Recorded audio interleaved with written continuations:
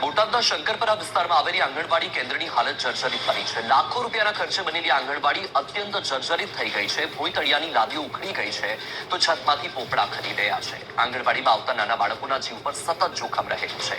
આ આંગણવાડીમાં દરરોજ 50થી વધુ નાના બાળકો અભ્યાસ માટે આવે છે. આ બાળકો અહીં રમતા ગમતા અને પોષણ આહાર લે છે, પરંતુ જર્જરિત ઇમારતને કારણે તેમની સુરક્ષા પર પ્રશ્નાર્થ ચિહ્ન લાગી ગયું છે.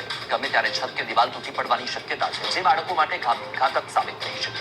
સ્થાનિક લોકોએ આ મુદ્દે ગંભીર આક્ષેપો કર્યા છે. તેઓનો આરોપ છે કે સરકારી યોજના હેઠળ મંજૂર થયેલા બિલ અને ખર્ચ મુજબ કામ નથી થયું. ગુણવત્તાયુક્ત મટીરીયલનો ઉપયોગ ન કરવામાં આવ્યો હોવાનું અને કામમાં બેદરકારી રાખવામાં આવી હોવાના પણ આક્ષેપો ઉઠ્યા છે અને રજૂઆત કરી છે. ત્યારે તંત્ર આ બાબતે ક્યારે ધ્યાન લેશે એ મોટો પ્રશ્ન છે.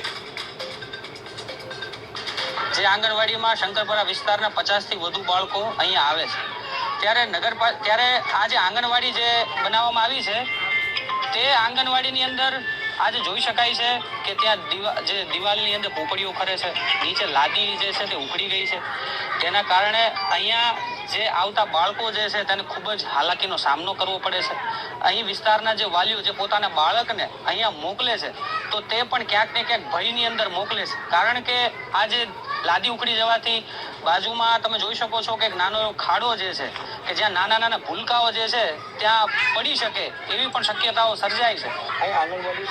આંગણવાડી છે પણ બધું તૂટી ફૂટી ગયું છે ને ઉખડી ગયું છે. ત્યારે છોકરા મૂકવા આવી છે પણ જીવ તો આને રહેશે. છોકરા એમ તો વાગ્યું કર્યું હોય તો તકલીફ તો થાય ને, એમ કે રિપેરિંગ કરો તો વધુ સારું. કેટલાક બાળકો ભણતા ગયા? આ 50-60 સંખ્યા છે. કેટલા સમયથી આ તકલીફ છે? આ લગભગ 2 મહિના ઉપર થયું છે, બધું ઉકળી ગયું છે.